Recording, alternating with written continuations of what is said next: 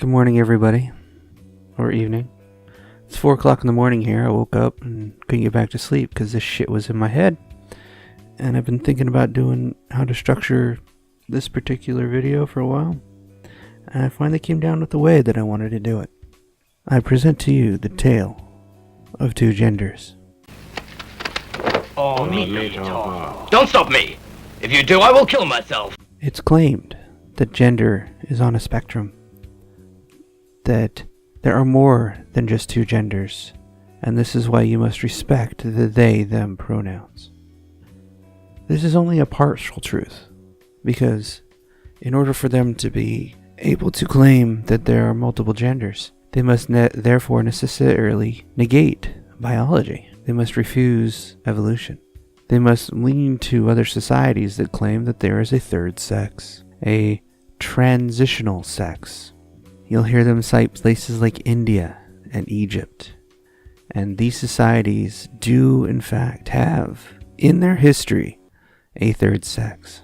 But they also tie it to religion, claiming that these sexes came from Brahman, that these sexes exist as a blessing from the gods, or a curse, however you want to look at it.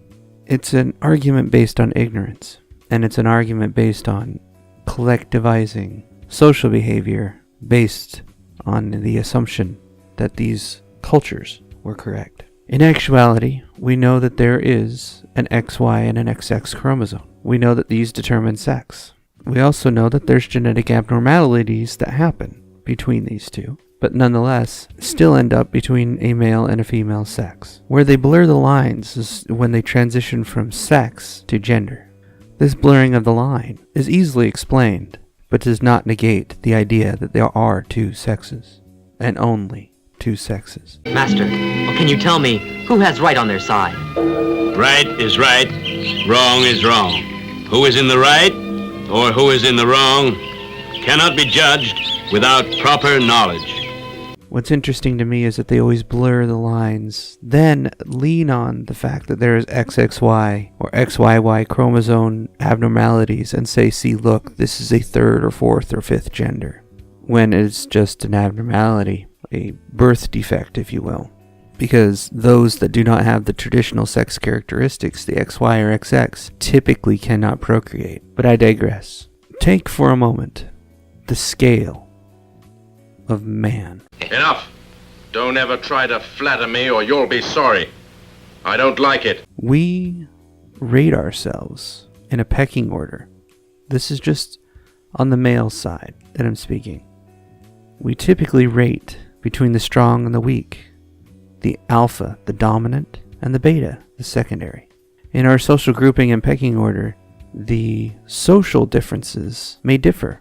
For example, the strong, athletically fit person may be on the strength side at the top, but so too in our current society is the extremely intellectual or the high intelligence person at the top. What drives this is not necessarily dominant behavior, but sexual attraction.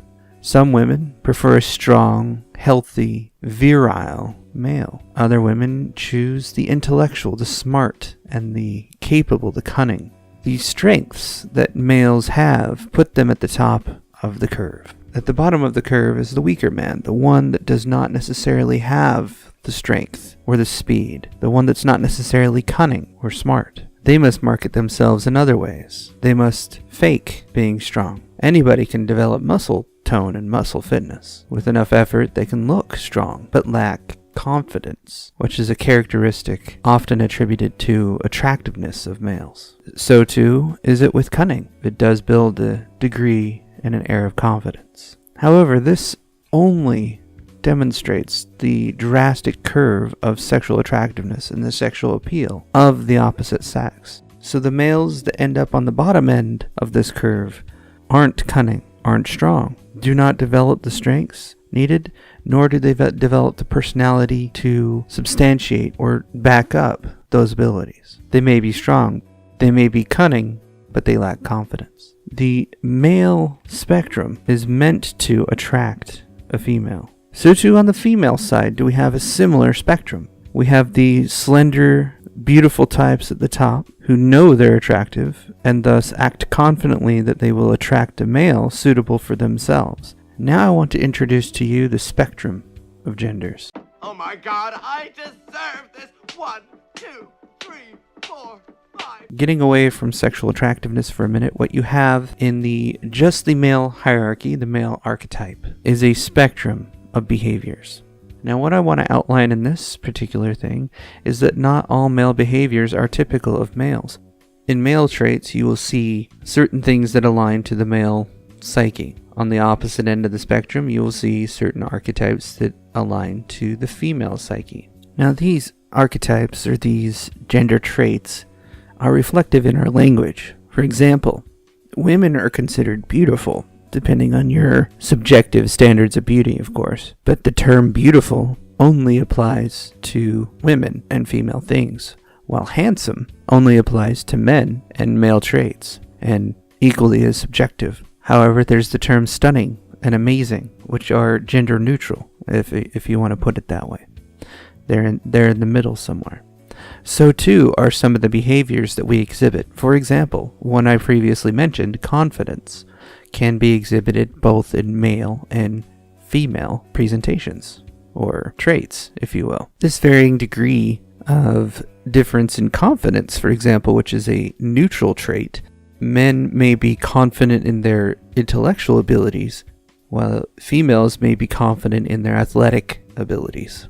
Now, this is to say that a person can exhibit both male and female behaviors. For example, in a study that was published in 2014, we can find a comparison between leadership and the different approaches between gender-typical undertones of leadership. It takes on the stereotypes of male and female behaviors and also includes androgynous behaviors such as confidence. For example, there's a individualized consideration, there's charisma and inspiration, the split between the two, intellectual stimulation, the typical feminine presentation, the typical masculine presentation, and the effects thereof. This study determined that it was better for men to take on some of the female traits, more sensitivity, for example, and more empathy, while females should take on some of the male traits,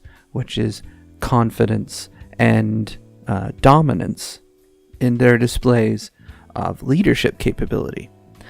In addition to this, it also suggested that some of the androgynous behaviors, such as confidence and intellectual stimulation, should also be focused on, meaning that the gender behaviors are indeed on a spectrum because males and females can use the behaviors of either side indiscriminately. So in this sense, the gender spectrum, the male to female roles, is indeed an actuality. What isn't an actuality is the purple zone between male and female is in fact multiple genders. This is a confusion of the science, unfortunately. Case in point, I present to you Ronda Rousey. Ronda Rousey is a very attractive female, but she also is into and studies traditionally masculine stereotypical behaviors, such as she's an MMA fighter. This is a heavily dominated male field. It's very rare to see a female in a jiu-jitsu class, in a kickboxing or fighting class. The ones that usually do take these classes do so to learn to be able to defend themselves and nothing more. The ones that typically enjoy it and go to competition align more with masculine stereotypical behavior. This is to say that this is not discounting Ronda Rousey as a female, because indeed she is. More to say that she is a female that has male interests.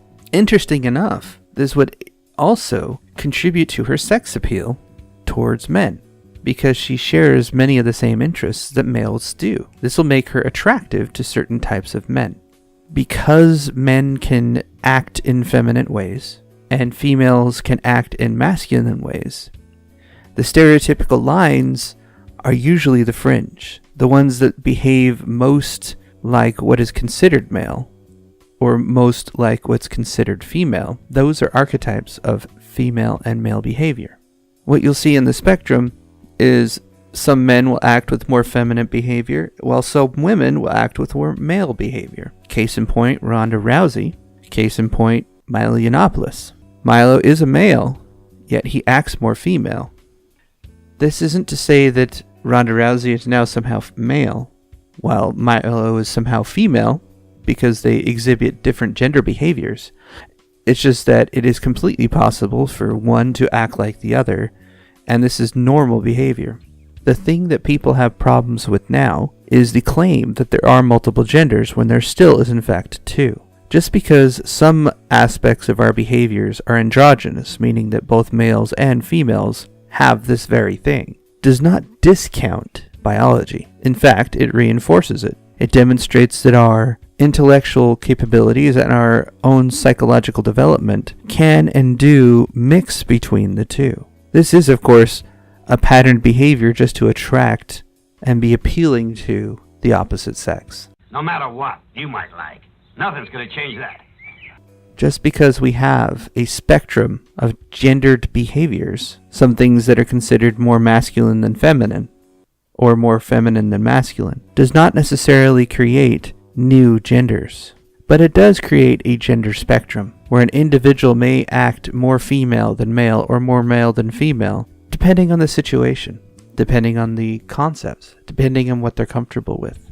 Some of these behaviors are completely androgynous, meaning that there is no masculine nor feminine difference in behaviors. They're simply both. Well, I hope this clears things up for some people. The whole reason I wanted to do the Tale of Two Genders is to say that gender is indeed on a spectrum, but the gender spectrum is male and female behaviors that an individual may differentiate between the two. Some of those behaviors are exhibited in both, but that doesn't necessarily create a new gender. It just mixes the male and female behaviors together. The outliers, the ones that are extremely male or extremely female, typically turn into stereotypes. Those stereotypes exist to demonstrate the differences at extreme levels to male and female.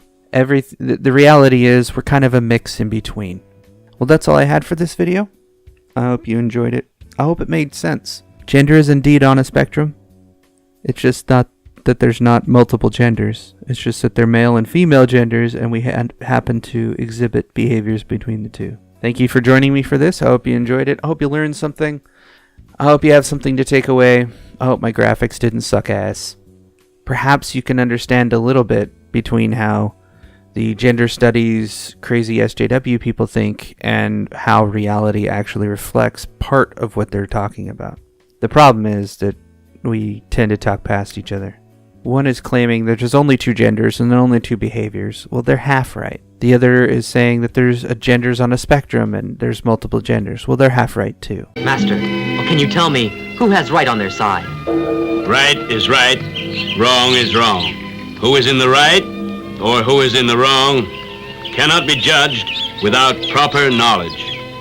Gender is on a spectrum and there's only two sexes or genders. Where you land in between those behaviors is completely individual.